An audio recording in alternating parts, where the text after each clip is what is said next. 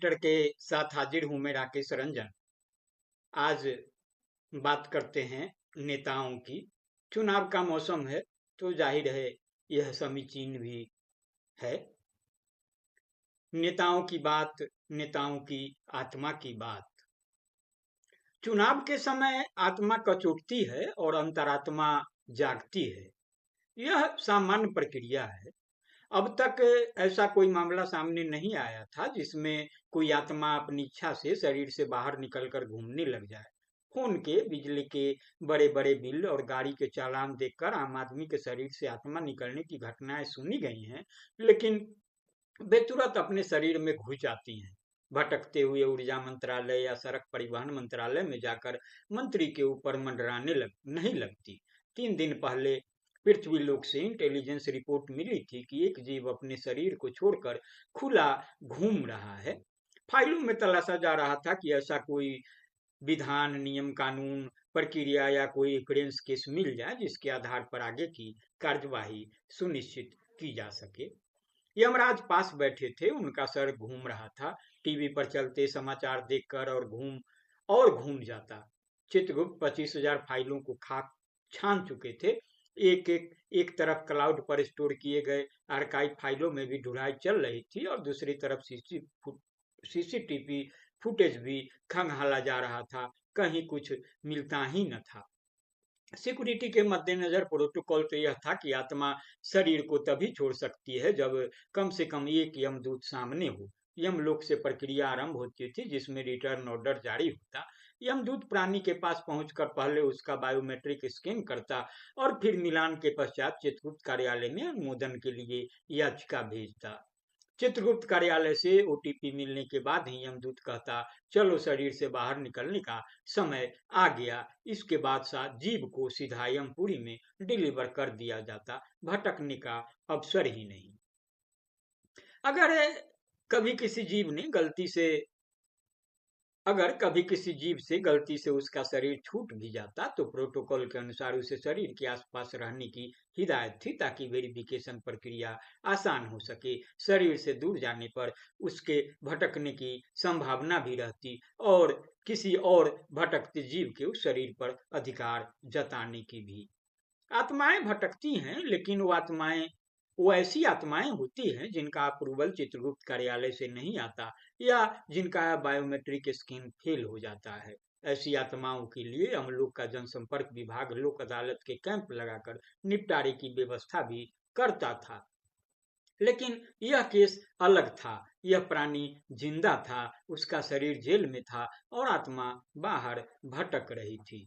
शरीर घर से मंगवाकर खाना खा रहा था, उसका शुगर और बीपी घट बढ़ रहा था, अदालतों के चक्कर काट रहा था। और तो और जिन अदालतों में वकीलों को हिंदी बोलने नहीं मिलती, वहां हिंदी में भाषण भी दे रहा था। निश्चित रूप से यह किसी नेता का ही शरीर था। लेकिन जेल में रहने के बाद भी शरीर का नेतापन गया नहीं था। शरीर जेल में नेतागिरी कर रहा था और आत्मा बाहर भटक कर जन समस्याओं को देख रही थी। हालांकि जब तक आत्मा शरीर में थी, जन समस्याएं तो तब भी दिख सकती थी, लेकिन शरीर आलसी होता है, आत्मा को न घूमने देता है और न कुछ देखने देता है। इसलिए जब आत्मा बाहर निकली और घूमने लगी तब उसे गंदी नालियां, पानी की सप्लाई, सड़क के गड्ढे, कूड़े के ढेर, अस्वस्थ बूढ़े, धूल में लिथुड़े बच्चे और भूखे भिखारी सब दिखने लगे। याद रहे, यह सब आत्मा को दिख रहा है। शरीर को तो अभी भी जेल से बाहर निकलने का रास्ता और किसी तरह से आरोप प्रत्यारोप बच करके बच आरोप प्रत्यारोप करके बचने की ही चिंता थी। इधर शरीर जांच एजेंसियों के सामने बातें बना रहा था, उधर आत्मा उस नेताजी की पत्नी के माध्यम से जनसंपर्क कर रही थी। आत्मा ने कहलवाया कि नेताजी ने कहा है कि अब वो दिन गए जब काम करवाने के लिए अर्जियां लिखनी पड़ती थी, दफ्तरों के चक्कर लगाने पड़ते थे, नेता से मिलने और सिफारिश लिखवाने के लिए भाग दौड़ करनी पड़ती थी। अब तो सिर्फ आंख बंद करके ध्यान लगाने पर ही नेता को अपने आसपास महसूस किया जा सकता है। बस आंख बंद करके ध्यान लगाइए और अपनी शिकायत बताइए, समाधान तुरंत होगा। जेल से आदेश देने से जनसेवा का भाव थोड़ा ज्यादा आता है। यमराज परेशान इस बात से थे कि आखिर किस प्रक्रिया से यह जीव शरीर छोड़कर भटक रहा है, और अगर जीव भटक रहा है तो शरीर नेतागिरी जैसे कैसे कर रहा है। इसका अर्थ तो यह था कि आत्मा भी नेता है और शरीर भी। एक साथ दो दो नेता एक मनुष्य की तरह कैसे रह सकते हैं। इस बात से तो यह पता चलता था यह नेता बार बार पलटता क्यों है, लेकिन एक मनुष्य के अंदर दो नेता होना अवश्य कोई विभागीय त्रुटि थी। वह त्रुटि कहाँ हुई है, इसी का पता लगाने के लिए सारा यमलोक व्यस्त था। यमराज एक दूत को धरती पर भेजना चाहते थे, लेकिन डर था कि कहीं ऐसा न हो वह आत्मा उसका पीछा करते करते यमलोक में आ जाए। नेता की आत्माएं तो बहुत आई हैं, लेकिन सब नेतागिरी धरती पर छोड़ कर आई हैं। यह तो आत्मा स्वयं ही नेता बनी घूम रही है। उसने यमलोक में नेतागिरी शुरू कर दी और यमराज को ही भ्रष्ट बताना शुरू कर दिया, तो क्या होगा। डर तो यह भी था कि अगर कोई कार्यवाही न की गई तो वह पृथ्वी पर यह कहता घूमेगा कि यमराज उससे डरते हैं, इसलिए उसे यमलोक में घुसने नहीं दे रहे। यमराज के लिए तो एक तरफ कुआं और एक तरफ खाई थी। वे चाहते तो यही थे कि किसी तरह आत्मा को ढूंढकर उसे वापस उसके शरीर में ठूस दिया जाए।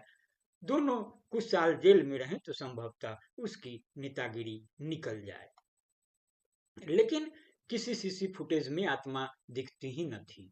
अफवाह थी कि कोई न कोई आंख बंद करता और झट से आत्मा उसके पास पहुंच जाती। यमराज इसी डर से आंख बंद नहीं कर पा रहे थे कि कहीं उन्होंने आंख बंद की और गड़बड़ हो गई तो क्या होगा। ऊपर से कुछ शरीर ऐसे कपड़े पहने घूम रहे थे जिस पर लिखा था, मैं भी आत्मा, क्वांटिटी 50। बताइए, क्वांटिटी 50 ऐसा भी कोई करता है क्या। एक शरीर में एक आत्मा का ही विधान है, जिसमें से कम आत्मा से तो सदाचार की उम्मीद की जाती है। यहाँ शरीर और आत्मा दोनों कुधर हैं और क्वांटिटी 50। इतने में नारद जी वहां आ पहुंचे।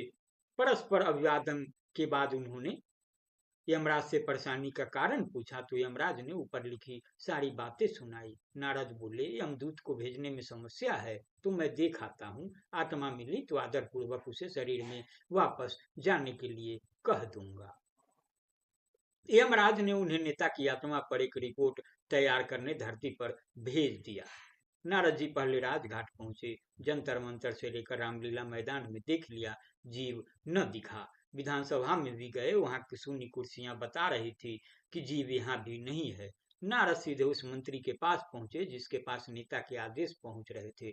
देखा मंत्री कुछ टाइप कर रही थी। नारद ने कहा, जैसा नेता वैसी उसकी मंत्री। फिर उस मंत्री से पूछा, यह क्या आदेश टाइप कर रही हो।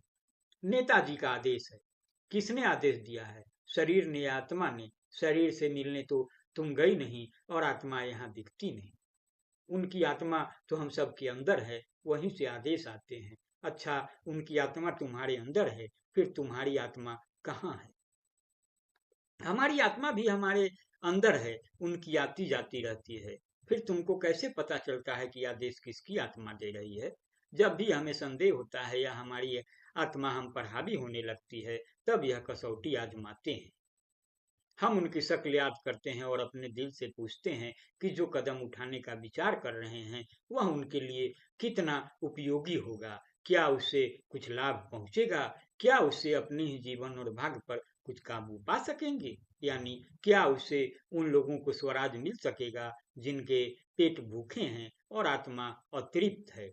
या पार्टी को कुछ चंदा मिल सकता है। जब स्वराज और चंदा सब सुनाई देते हैं तब हमारा संदेह मिट जाता है और अंतरात्मा की आवाज समाप्त हो जाती है। तब हम समझ जाते हैं कि यह नेताजी की ही आत्मा है जो आदेश दे रही है। अच्छा, तो थोड़ी तो उनकी आत्मा से बात करवा दो, कुछ पूछताछ करनी है। पूछताछ के लिए जेल जाइए। शरीर अभी पूछताछ के लिए जेल में उपलब्ध है, आत्मा अभी व्यस्त है। चलिए बातचीत ही कर लेने दीजिए, बुलाइए। वो तो यहाँ है नहीं। फिर कहाँ है यह नहीं पता। आप जाइए यहाँ से। नारद वहां से निकले। एक दुखी आवाज सुनकर समझ गए कि न हो आत्मा वहीं होगी। उस कमरे में पहुंचे जहां प्रेस कॉन्फ्रेंस की रिकॉर्डिंग हो रही थी। वे जानते थे आत्मा कहीं भी भटकती रहे लौटकर इस कमरे में जरूर आएगी। उस नेता की पत्नी ने संदेश पढ़ना शुरू किया। जी मैं नेताजी की पत्नी नेताजी बड़े निडर और ईमानदार हैं, सच्चे देशभक्त। देशभक्ति उनके रोम रोम में है। रोम इटली में है। इटली से तो पता ही है कौन आया है। इटली यूरोप में है। यूरोप में यूके भी है। यूके में लंदन है। आजकल हमारे एक नेता हैं, उनकी आत्मा अभी अभी उनको छोड़कर वापस आई है। शरीर उनका अब भी लंदन में ही है, लेकिन मेरी आत्मा तो यही है, आपके बीच में। नेताजी को आपकी बड़ी चिंता है। वे जानते हैं कि आपको भी उनकी बड़ी चिंता है। आप उनके लिए व्रत कर रहे हैं, मन्नत मांग रहे हैं। आप उनको आशीर्वाद दीजिए, यही हमारा अभियान होगा। आप उनको संदेश दीजिए, आपके संदेश उन तक टिफिन में रख कर पहुंचा दूंगी। आशीर्वाद सबको देना पड़ेगा, कोई थोड़ा दे दे तो कोई ज्यादा दे दे, जिसको ज्यादा देना हो और ज्यादा दे दे। नारद ये सब सुनकर घूम गए, कहने लगे, नारायण नारायण, गजब नौटंकी है। इतने में नेता की पत्नी आंख बंद करके उसे याद करने लगी, लेकिन आत्मा वहां नहीं आई। नारद ने सोचा, आश्चर्य है, कोई अन्य गांव का आदमी याद करे तो आत्मा वहां पहुंच जाती है, लेकिन पत्नी की याद करने पर यहाँ नहीं आई। यह आत्मा भी अन्य पतियों की तरह पत्नी पीड़ित जान पड़ती है। सब जगह घूम लेगी, लेकिन पत्नी के सामने आने में प्राण सूखते हैं। नारद जी ने सोचा, अब तो जेल चलकर उस शरीर से ही मिल लेना चाहिए। ऐसे विचित्र प्राणी के दर्शन साक्षात करना चाहिए। नारद जी जेल पहुंचे, देखा तो वह नेता वहां पुलिस वालों से कह रहा था, इतने छोटे घोटाले के आरोप में गिरफ्तार किया है तुम लोगों ने, इतने में तो चांदनी चौक का पॉकेटमार भी गिरफ्तार न हो, तुम लोगों को हाय लगेगी। पुलिस वाले बोले, छोटा, 100 करोड़ में होता क्या है आजकल नेताओं का, वो तो तुम बताओ क्या होता है। इतने तो खर्च हो जाते हैं, खर्च हो गए तो फिर घोटाला कैसे हुआ। छोड़ दो मुझे। छोड़ देंगे, बस फोन का पासवर्ड बता दो। तुम लोग भ्रष्टाचार के आरोप में जेल भेज दो, चलेगा, लेकिन फोन का पासवर्ड नहीं बताऊंगा। जब साफ सुथरे हो तो बता दो, छूट जाओगे, फिर अपनी नेतागिरी करते रहना। नहीं दूंगा। तुम मेरा तलाक करवाना चाहते हो। सच्ची बता रहे हैं, सिर्फ भ्रष्टाचार की जांच करेंगे, बाकी कुछ नहीं करेंगे। कुछ दिखा भी तो देखकर डिलीट कर देंगे।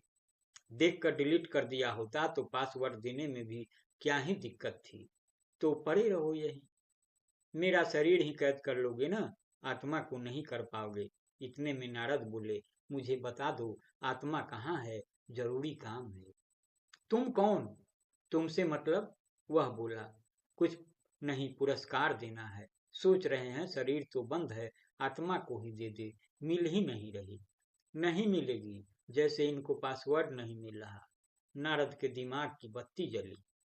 नारायण नारायण कहते वापस यमराज के पास गए और अपनी रिपोर्ट में लिखा, आत्मा के भटकने की बात झूठी है, नेता ने फैलाई है। उसकी आत्मा वहीं जेल में है, उस फोन में जिसका पासवर्ड पुलिस उससे मांग रही है।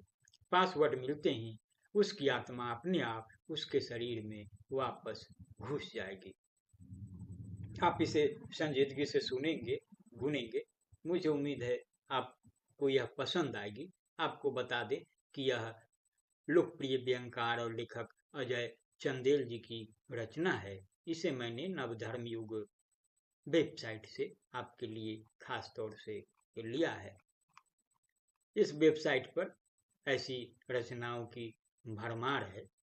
उसमें साहित्य, इतिहास, धर्म, दर्शन, राजनीति, विविधा, व्यंग, बहुत सारी सामग्रियां हैं। तो जल्द ही दूसरे वीडियो में कुछ और लेकर हाजिर होऊंगा।